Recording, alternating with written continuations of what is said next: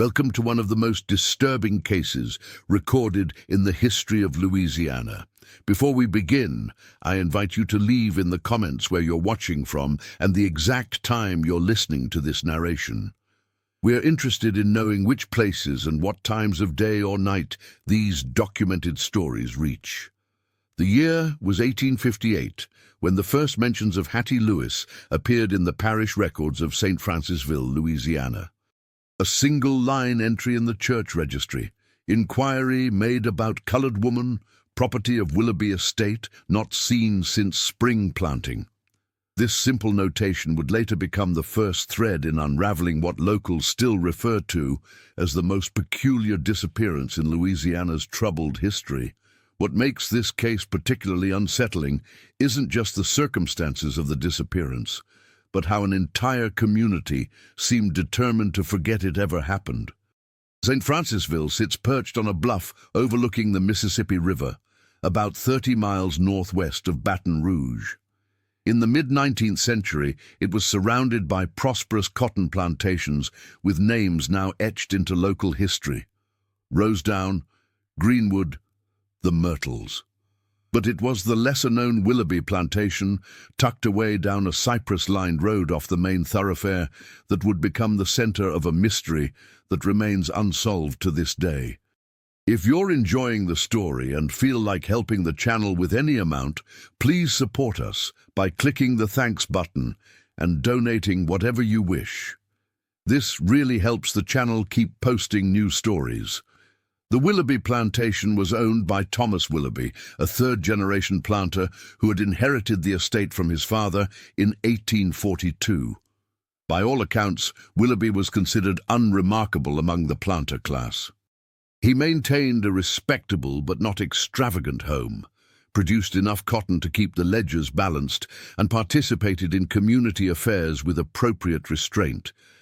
The household consisted of Thomas, his wife Eleanor, their 3 children, William, age 22, Margaret, age 19, and Robert, age 18, and approximately 40 enslaved individuals who worked the fields and maintained the house. Among them was Hattie Lewis, a woman believed to be in her early 30s, who served primarily in the main house. Parish records describe her as literate, valued at $1,800, acquired through marriage settlement. What made Hattie unusual was her position within the household. Unlike most enslaved domestics, she appeared to have certain privileges: access to certain rooms, responsibility for household accounts, and, according to some sources, supervision of the other house servants. The spring of 1858 in Louisiana was particularly wet. The Mississippi had swelled beyond its banks twice that season, and the plantation owners watched the levees with growing concern. It was against this backdrop of rising waters and humidity that Hattie Lewis was last seen on the morning of April 15, 1858. According to the household ledger, she had been sent to deliver correspondence to a neighboring plantation. She never returned. What followed was not what one might expect from the disappearance of valuable property in antebellum Louisiana. There was no organized search party. No advertisements were placed in the West Feliciana Parish newspaper. The local sheriff made no official record of a missing person. It was as if Hattie Lewis simply ceased to exist, not just physically, but from memory itself. The first indication that something was amiss came not from the Willoughby plantation, but from Reverend James Thornwell of the St. Francisville Episcopal Church. In his private correspondence to a colleague in New Orleans, dated May 30th, 1858, he wrote, "There is a peculiar silence surrounding the Willoughby household that I find most disconcerting. When called upon to inquire after one of their servants who has apparently gone missing, I was met with such cold dismissal that I find myself troubled by the encounter. Mrs. Willoughby, typically a woman of Christian charity, refused to meet my gaze throughout our conversation. What Reverend Thornwell could not have known was that his letter would be preserved in the church archives, eventually becoming the first documented evidence that anyone outside the plantation had noticed Hattie's absence. But even this correspondence might have remained buried in ecclesiastical records, if not for what happened 11 years later. In 1869, during Reconstruction, a former Union soldier named Martin Cooper purchased several parcels of land that had once belonged to the now-defunct Willoughby plantation. While clearing an overgrown section of property approximately half a mile from the former main house, workers discovered a sealed well that did not appear on any of the property maps. Attempts to open the well were abandoned when several workers refused to continue, claiming they heard sounds emanating from within that, in the words of the parish report, distressed them greatly. Cooper, being a practical man with little patience for what he considered local superstition, brought in workers from Baton Rouge to seal the well permanently with a concrete cap. The matter might have ended there if not for a journal that came into the possession of a history professor from Tulane University in 1923. The journal belonged to Margaret Willoughby, the middle child of Thomas and Eleanor. Following the Civil War, the family had relocated to relatives in Virginia, abandoning their Louisiana holdings. Margaret, who never married, eventually settled in Baltimore, where she died in 1921. Among her possessions was a leather-bound journal spanning the years 1857 to 1860. Dr. Lawrence Merriweather, the Tulane professor who acquired the journal, initially viewed it as nothing more than a typical young woman's diary from the period, filled with observations about social engagements, household matters, and personal reflections appropriate to a young woman of her station. It wasn't until he reached the entries from April 1858 that he noticed something unusual. The entries stopped abruptly on April 14th with a mundane note about plans for a spring social. When the writing resumed on April 22nd, there was no explanation for the gap. More telling was the change in tone. The previously detailed descriptions of daily life were replaced with short, almost clinical observations about weather and household management. There were no mentions of Hattie Lewis or any disruption to household routine. However, starting in May, Margaret began recording what she called the sounds. Initially described as settling noises in the east wing of the house, by June, these sounds had apparently become troubling enough that she wrote, "Mother has moved all of us to the west bedrooms. Father insists nothing is amiss, but I notice he no longer uses his study in the evenings." By July, Margaret's entries became increasingly concerned with the behavior of her younger brother Robert. R refuses to eat at table. When pressed, he becomes agitated. Found him this morning staring at the closed door to the root cellar for what Mother's maid says was more than an hour. When I approached, he asked if I could hear someone counting. The most disturbing entry came on August 2nd. Father has forbidden us from speaking her name. Mother wept through dinner. William says he's arranged for me to stay with Aunt Cornelia in Baton Rouge until winter.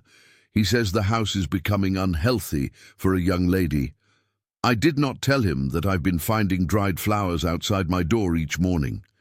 They appear to be swamp roses, Hattie's favorite. This is the first and only mention of Hattie in the journal after her disappearance. The entry is followed by several pages that have been carefully cut from the binding.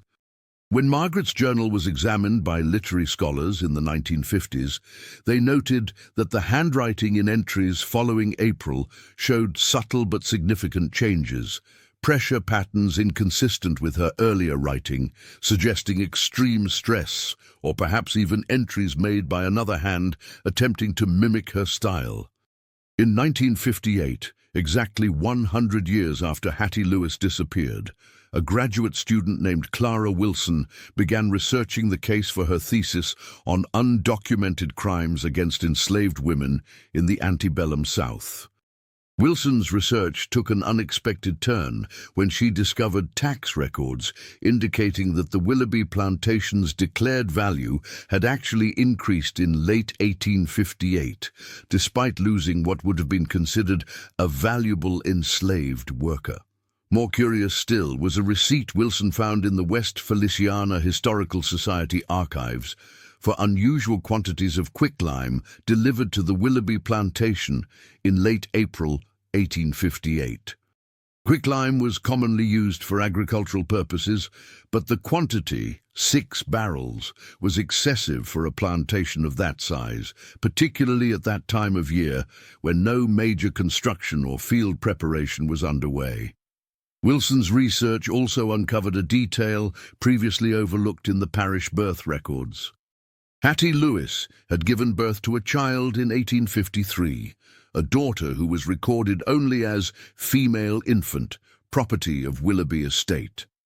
There were no further records of this child, suggesting she may have died in infancy, not uncommon given the high mortality rates of the time. However, Wilson noted that household inventories from 1857 listed female child, age 4, assigned to kitchen duties. What Wilson found most disturbing was not what was present in the records, but what was absent. In her thesis, later published in an academic journal in 1962, she wrote, "The systematic erasure of Hattie Lewis from official documentation following her disappearance suggests not an oversight, but a deliberate effort." The question becomes not just what happened to Hattie Lewis, but who had the influence to ensure it remained unrecorded and uninvestigated. Wilson's academic career was cut short when she accepted a position at an Eastern university in 1963. Her research materials were donated to Tulane University, but were reportedly lost during a storage facility reorganization in 1968. Attempts to contact Wilson for this documentary were unsuccessful. Her department reported that she had taken an unexpected leave of absence in 1964 and never returned to academic life.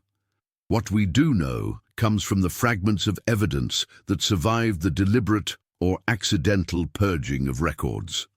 A letter from Eleanor Willoughby to her sister in Richmond, dated June 1858, makes an oblique reference to household difficulties. Thomas insists we maintain appearances, though the strain is considerable. The children are affected most deeply, particularly Robert, who refuses to be parted from that peculiar drawing he made. We have engaged Dr. Haskins, who recommends a change of scenery, but Thomas will not consider leaving before harvest.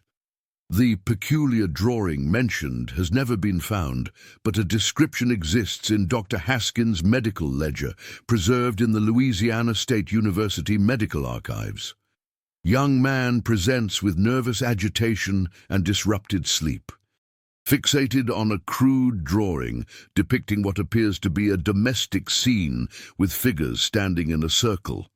When questioned about the image, patient became severely distressed, repeating phrase, "They made her count backward."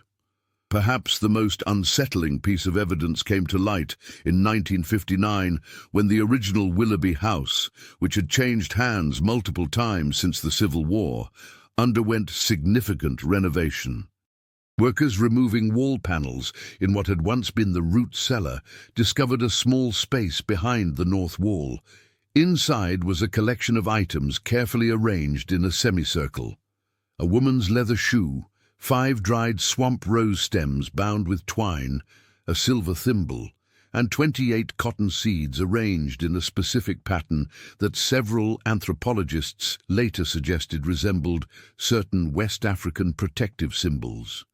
The homeowners at the time, the Beaumont family, reportedly instructed the workers to replace the items exactly as they were found and to reseal the wall. Mrs. Judith Beaumont told the local newspaper, "Some things are best left undisturbed. This house has been peaceful for our family, and we intend to keep it that way."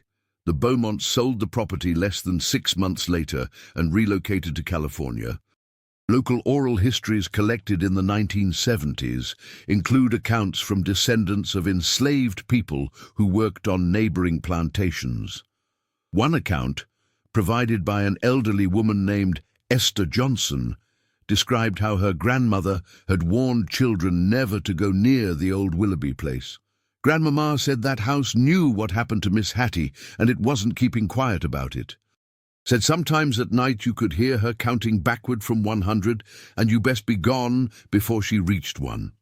When pressed for details about what had happened to Hattie Lewis, Johnson replied, "Grandmama wouldn't speak on it directly, just said Miss Hattie knew something she wasn't supposed to know, and that knowledge became her grave. What Hattie might have known remains speculative." Financial records from 1857 show the Willoughby plantation was in considerable debt, unusual for an established operation of its size. By 1859, however, those debts had been paid and the family had acquired additional land. The source of this financial reversal is not documented in any surviving records. Some historians have suggested that Thomas Willoughby may have been involved in illegal slave trading, a practice that continued despite the 1808 federal ban on importing enslaved people. As a household servant with access to correspondence and financial documents, Hattie might have become aware of such activities. Others point to the curious behavior of the youngest son, Robert. Parish records indicate he was sent to a private sanitarium in Virginia in late 1858, where he remained until his death in 1874. The sanitarium's records describe his condition only as melancholia, with persistent delusions regarding counting and enclosed spaces. William Willoughby, the eldest son, joined the Confederate Army in 1861 and was killed at the Battle of Shiloh in 1862. Before his death, he wrote several letters to his fiancée in New Orleans that have been preserved in the historic New Orleans collection. In one, dated January 1862, he wrote, "I find that distance has not relieved the weight upon my conscience. I dream often of home, but it is not the home of my childhood. In these dreams, I am always searching for something in the walls, something that continues to count despite all efforts to silence it." Thomas and Eleanor Willoughby both died within months of each other in 1867, reportedly of yellow fever, though no medical records survive to confirm this. They were buried in the family plot in Richmond, Virginia, far from the Louisiana plantation they had abandoned. Their graves were relocated during cemetery redevelopment in the 1930s, and according to the exhumation records, Eleanor's casket contained an unexpected item, a small cloth doll with a piece of paper pinned to it. The writing on the paper had faded beyond legibility, but the cemetery worker noted in his report that the doll's face appeared to have been deliberately effaced. The Willoughby plantation house itself remained standing until 1941, when it was destroyed by fire. Newspaper accounts described the fire as having started in the root cellar area, despite that section of the house having been sealed off decades earlier. A local man who witnessed the fire told reporters, "It burned from the inside out, like something in the walls had been waiting all those years to break free." The land where the house once stood remains undeveloped to this day. Local residents avoid the area, particularly after dark. Occasionally, curious history buffs or paranormal enthusiasts visit the site, drawn by the persistent rumors of unusual sounds, what some describe as a woman's voice counting backward in a slow, deliberate cadence.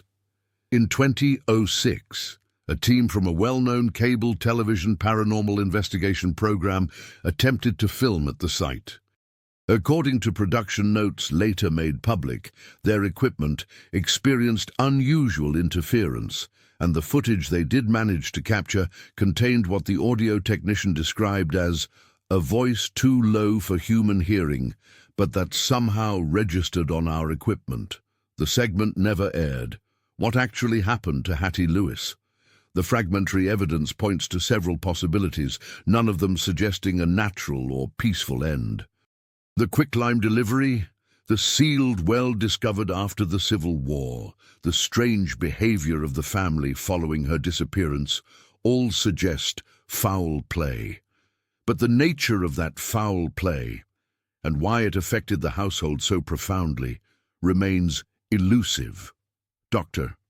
Marion Blackwood, who studied the case extensively for her 1969 monograph on undocumented crimes in plantation society, proposed what she called a conspiracy of enforced forgetting. What makes the Hattie Lewis case unique is not just the apparent effort to eliminate her physically, but to erase her from the collective memory of the community. This suggests that her offense, whether real or perceived, threatened not just the Willoughby family, but the social order they represented. Blackwood noted that 1858 was a time of heightened tensions in Louisiana. John Brown's raid on Harper's Ferry was only a year away. The political climate was increasingly volatile as the nation moved towards civil war. In this context, an enslaved woman who was literate and held an unusual position of responsibility might have had access to information that extended beyond household matters. We will likely never know what Hattie Lewis knew, said, or did, Blackwood concluded. But the response to her disappearance, the silence, the erasure, the persistent unease that surrounded the event, speaks to the fragility of the system that claimed to own her body, but clearly feared her mind.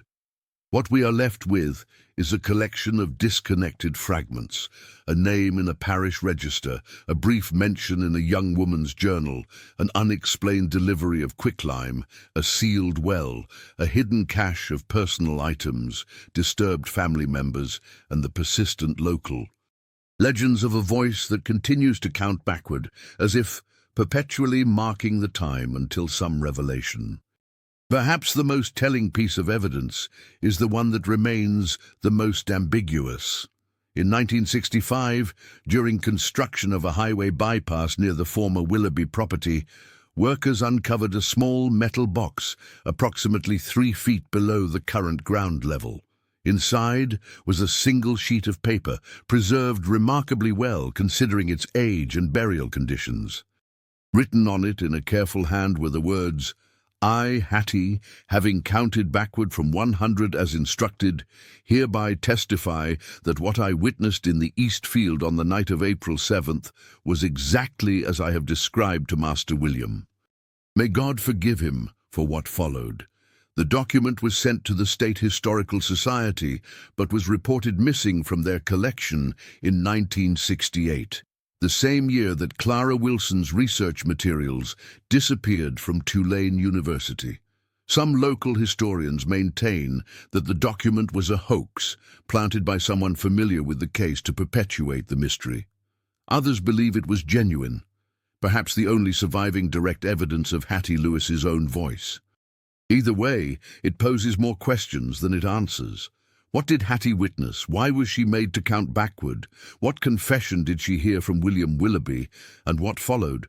The old Willoughby plantation land remains empty, the foundation stones of the house still visible through the encroaching undergrowth. Locals say that on certain nights, particularly in April, the counting can still be heard. A woman's voice, steady and clear, starting at 100 and working its way down. No one has reported hearing it reach one. In the West Feliciana Parish Courthouse, amid thousands of documents recording the business of the county across more than 2 centuries, there is a single index card in the catalogue referencing Lewis H. Willoughby Estate, 1858. But the document it refers to is missing, the space on the shelf empty where it should be. Like Hattie herself, it has been erased, but the space where it should be remains, a silent testimony to something that someone, somewhere, decided was better forgotten. As we conclude this account of one of Louisiana's most disturbing historical mysteries, we're left with the uncomfortable truth that some silences speak volumes. The deliberate erasure of Hattie Lewis from official records tells us more about the society that conspired to forget her than perhaps any detailed account could have.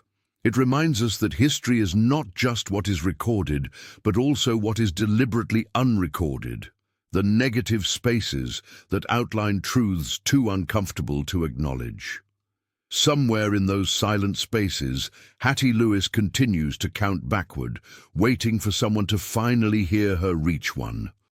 In 1954, a linguistics professor from Louisiana State University named Dr. Samuel Prentice began collecting oral histories from elderly residents of West Feliciana Parish. Among his recordings was an interview with Abigail Turner, then 97 years old, who claimed to have been a child on a neighboring plantation during the time of Hattie's disappearance. "My mama worked in the big house on the Harrington place," Turner recounted. "She wasn't supposed to talk about what happened over at Willoughby's, but sometimes at night I'd hear her whispering with the other women. They said Miss Hattie could read and write better than the master himself, and that she kept a second set of books." When pressed on what this might mean, Turner grew hesitant, but eventually continued. "Plantation had money troubles, everyone knew it, but then they didn't.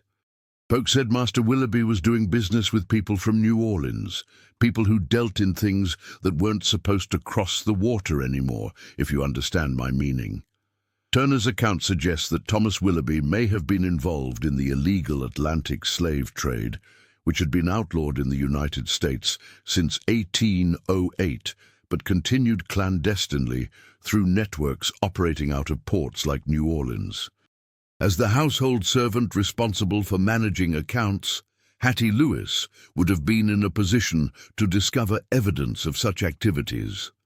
"My mama said Miss Hattie was seen talking to the young Master William down by the quarters one evening. Next day she was gone. Nobody asked where. Nobody dared." The recording of Turner's interview was archived at Louisiana State University, but was reported damaged in a storage facility flood in 1967. However, Dr. Prentice's handwritten notes from the interview survived and included one detail not captured in the audio. Subject became agitated when discussing the well on Willoughby property. Said children were told it was a counting well and to stay away because she's still counting down there. The notion of a counting well appears in several local accounts, though its significance remains obscure. In 1959, folklorist Martha Brevard documented a superstition among older residents of the parish that involved counting backward when passing certain properties, including the former Willoughby land. When asked about the origin of this practice, one elderly man told Brevard, "You count backward to keep her from counting you. Once she counts you, she owns you like they owned her." In 1960, a distant cousin of the Willoughby family, Catherine Willoughby Hayes, donated a collection of family papers to the Louisiana State Archives. Among them was a letter from Eleanor Willoughby to her mother, dated March 1858, just weeks before Hattie's disappearance. While mostly concerned with family matters and social engagements, the letter contains a troubling passage. "Thomas continues to entertain these New Orleans gentlemen despite my objections. They are not the sort with whom we should associate, regardless of the financial advantages. Their business keeps Thomas away at unusual hours, and I have caught William in conversation with them twice now. Most disturbing of all, I observed our Hattie lingering near the study door during their last visit. When questioned, she claimed to be dusting the hallway, but I saw something in her expression that I did not care for, a knowledge that no one in her position should possess. This letter provides the clearest indication that Hattie may have overheard discussions about illegal activities taking place at the plantation. If she indeed kept a second set of books, as Abigail Turner suggested, she may have had documented evidence of these activities. The involvement of William Willoughby, the eldest son, adds another layer to the mystery. Several accounts suggest that William may have confided in Hattie, or that she approached him with what she knew. In either case, something transpired between them that preceded her disappearance. A journal belonging to Dr. Edward Haskins, the physician mentioned in earlier records as treating Robert Willoughby, was discovered in a private collection in 1964. Entries from June 1858 describe his concerns about the entire Willoughby family. Called again to attend the Willoughby boy, his condition shows no improvement, and I fear the melancholia has deepened. He speaks now of dreams in which he is trapped in the well with her, counting backward together. The mother, too, shows signs of nervous exhaustion. During my examination, she grasped my arm and asked if I could recommend something to stop the counting. When I inquired as to her meaning, she became suddenly composed and denied having made such a request. The elder son, William, appears the most affected by whatever familial distress afflicts them. He has taken to drinking heavily and was overheard at the Bayou Tavern, speaking of blood that won't wash out. The father maintains a stern countenance, but the servants report he no longer sleeps in the master bedroom and has taken to patrolling the grounds at night with his rifle. Dr. Haskins's observations suggest that whatever happened to Hattie Lewis had a profound psychological impact on the entire Willoughby household. The repeated references to counting, particularly by young Robert, reinforce the peculiar ritualistic element that appears in multiple accounts. In 1961, during an interview for the Federal Writers Project collection of former slave narratives, Isaiah Johnson, who had been a child on a plantation 10 miles from the Willoughby estate, recalled a story told by his grandmother. Grandmama said that some folks had powers they brought with them from the old country. Said Miss Hattie was one such person. She could read not just books but signs and portents. Said white folks feared that kind of knowing more than anything. Grandmama told us Miss Hattie had warned some of the others that something bad was coming, that she'd seen it in the master's papers. Then Miss Hattie vanished and the counting started. When asked to elaborate on the counting, Johnson explained, Miss Hattie was known for her numbers. Could calculate faster than anyone, even the master. After she disappeared, people said she was counting down the days until judgment came for those who harmed her, counting backward from 100. Civil war came when that counting would have reached 1, and the Willoughbys lost everything. This connection between Hattie's disappearance and the eventual downfall of the Willoughby family through the Civil War appears in several local accounts, suggesting a narrative of delayed justice that became incorporated into local folklore. The symbolic significance of counting backward from 100 remains unclear. Some scholars of African American folk traditions have suggested it may relate to certain West African spiritual practices that survived in modified form among enslaved populations in the South. Others point to similarities with European countdown rituals meant to ward off or contain harmful spirits. Dr. Eliza Montgomery, an anthropologist who studied the case in the 1970s, proposed a more pragmatic explanation. The counting may have been a literal event. Perhaps Hattie Lewis was indeed made to count backward as part of whatever happened to her. This could have been a method of psychological torture or a way to time some other action. That this counting then became incorporated into the ghostly narrative speaks to the impact it had on witnesses or those who learned of it. Whatever its origin, the motif of counting became inextricably linked with the mystery of Hattie Lewis's fate. It appears in the fragmentary records, in local superstitions, in the troubled dreams of the Willoughby family, and in the persistent legends that still surround the property. In 1966, a hydrological survey of West Feliciana Parish included an examination of the sealed well on the former Willoughby property. Using newly developed sonar technology, researchers were able to determine that the well extended approximately 40 feet below ground level and contained anomalous density variations at its base. Dr. Harold Winters, who led the survey, noted in his report, The property owners refused permission for excavation or sampling, citing concerns about water table contamination. From a scientific perspective, there is no reason to believe the well contains anything other than sediment and groundwater, though the density readings are unusual for a structure of this age and type. The property owners at that time, the Lecomte family, had purchased the land in 1952 with plans to develop it for agricultural use. However, they left most of the former Willoughby acreage untouched, using only the western portion farthest from the old house foundation and well.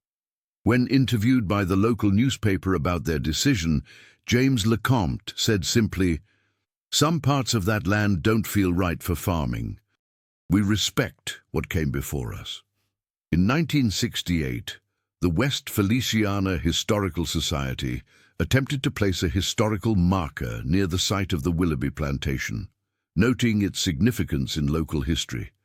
The proposed text made no mention of Hattie Lewis or the circumstances of her disappearance, focusing instead on the architectural features of the original house and the family's prominence before the Civil War. Even this sanitized version of history was apparently too much. The application for the historical marker was withdrawn after several prominent local families expressed opposition. The Society's minutes record only that concerns were raised about the appropriateness of commemorating certain aspects of the parish's history that might be divisive or distressing to current residents. This reluctance to acknowledge even the existence of the Willoughby plantation, let alone the mystery surrounding Hattie Lewis, speaks to the persistent discomfort the case still evokes in the community. It represents what some scholars have termed strategic forgetting, the deliberate erasure of historical events that challenge preferred narratives about the past. Yet the story refused to remain buried. In 1969, an article in a national magazine about unsolved historical mysteries included a brief mention of the Hattie Lewis case. This sparked renewed interest among researchers and historians, leading to several attempts to piece together the fragmentary evidence that had survived. One of these researchers was James Thornwell Merritt, a descendant of Reverend James Thornwell, who had made the first documented inquiry about Hattie's disappearance. In 1972, Merritt published a monograph titled The Counting Well, Memory and Erasure in Antebellum Louisiana, in which he compiled all known references to the case. Merritt made what may be the most significant contribution to understanding the mystery when he discovered a previously overlooked entry in the ledger of a New Orleans shipping company. Dated March 1858, the entry recorded payment received from T. Willoughby, St. Francisville, for special cargo transportation discreet handling. The amount, $4,000, was substantial for the time and far exceeded what would be expected for legitimate agricultural shipping. This entry, Merritt wrote, strongly suggests that Thomas Willoughby was indeed involved in illegal trading activities. The timing, just weeks before Hattie Lewis disappeared, supports the theory that she may have discovered evidence of these activities and perhaps threatened to expose them. If Hattie did threaten to reveal illegal slave trading operations, the consequences for Thomas Willoughby would have been severe, not just legal penalties, but social and financial ruin. The desperation to silence her might explain both her disappearance and the subsequent efforts to erase all record of it. But this theory doesn't fully account for the psychological impact on the family, particularly young Robert's fixation on counting and enclosed spaces, or William's apparent guilt over whatever role he played in the events. In 1974, a retired history teacher named Martha Collins came forward with a journal she claimed had belonged to her grandmother, who had been a young girl living near the Willoughby plantation in 1858. While the authenticity of the journal has been questioned, its account aligns with other evidence and fills in some crucial gaps. April 16, father returned from St. Francisville in a state of agitation. He would not speak of it at dinner, but I overheard him telling Mother that something terrible had happened at Willoughby's. He said the elder son, William, had confessed something to his father about their business dealings and about Hattie knowing too much. Father said he heard screaming from the direction of their property late into the night. April 17, the Willoughby carriage passed our house before dawn. Father says we are not to speak of it to anyone. He says what happens on other plantations is not our concern, but I saw his face when Mother asked if the law would be involved. He said, "There is no law for her kind, only property disputes, and Thomas Willoughby has settled the matter to his satisfaction." April 20. Rumours among the servants that Hattie was made to count backward from 100 while standing in the old well as they slowly filled it in around her. Cannot bear to think on it. Mother caught me writing this and warned me never to speak of it again. This account, if authentic, suggests a particularly horrific end for Hattie Lewis, being buried alive in the well while forced to count backward, perhaps as some twisted form of psychological torture, or perhaps as a way for her killers to time the process. The journal entry also implicates William Willoughby more directly, suggesting he may have confessed Hattie's knowledge of illegal activities to his father, precipitating her murder. This would explain his subsequent guilt and disturbed behavior. In 1975, an archaeological survey was conducted on a small portion of the former Willoughby property, though notably not near the sealed well, which remained off-limits. The survey uncovered the foundation of what appeared to be a small cabin, approximately 300 yards from the main house site.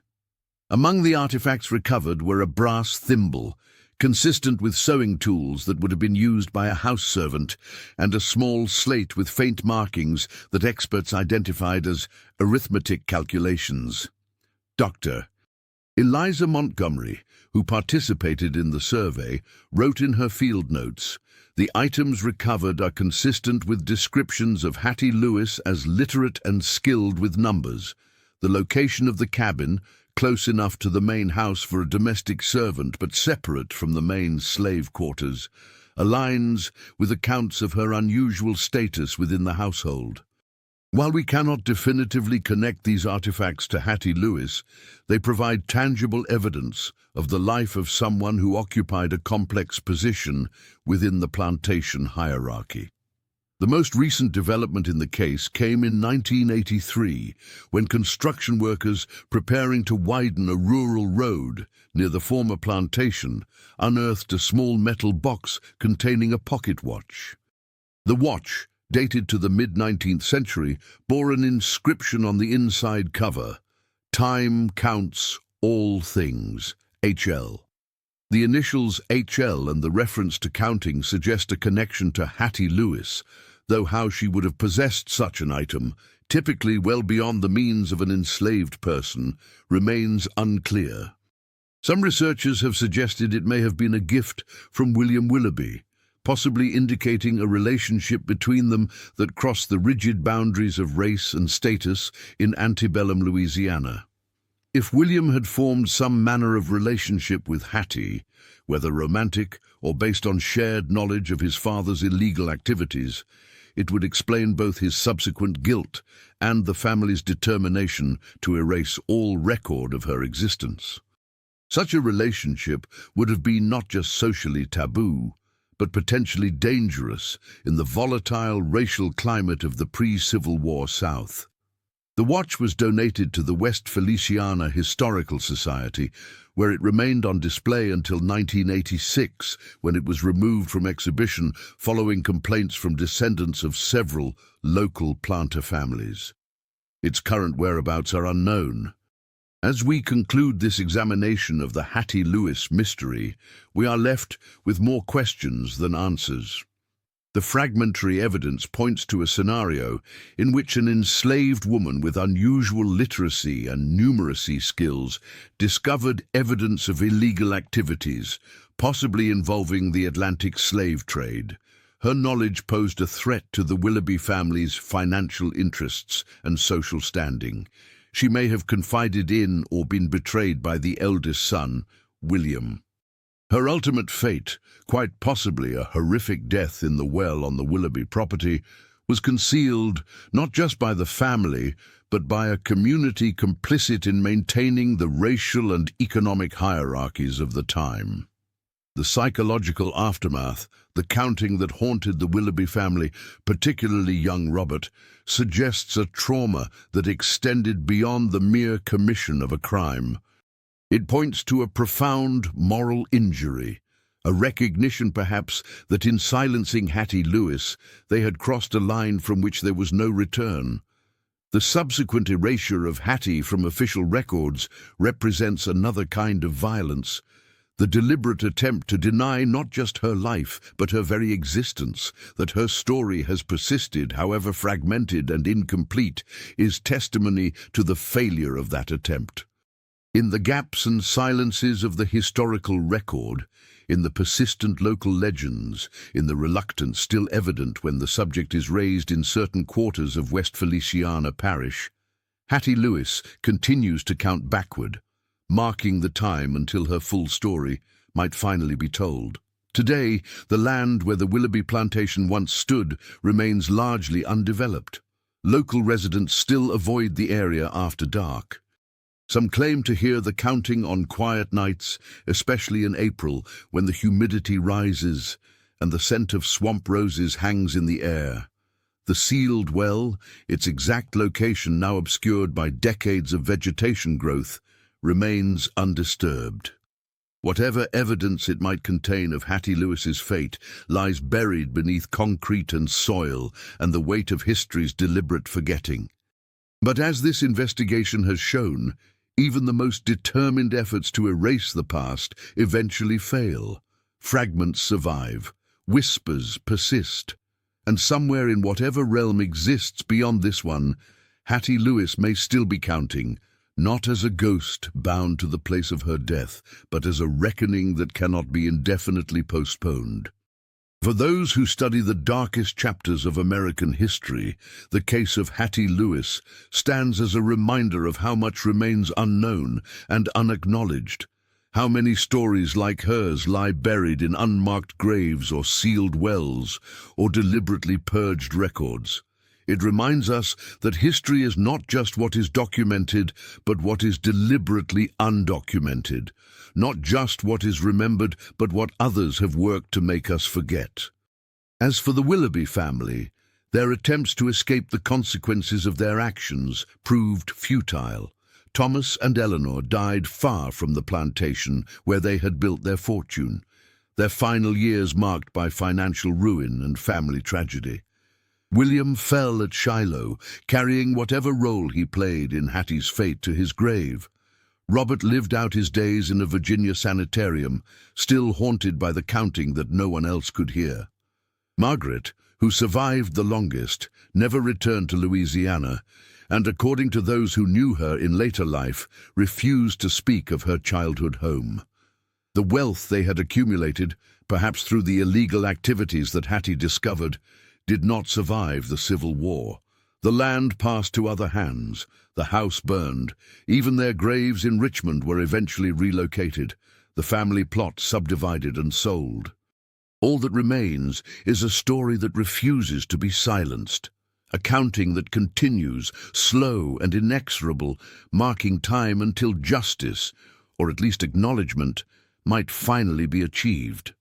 For Hattie Lewis, whose life and death were deemed unworthy of official record, perhaps that persistent counting is a form of justice, a reminder that some things cannot be buried forever, that some voices continue to speak from beyond silence. And so the counting continues, working its way down toward one,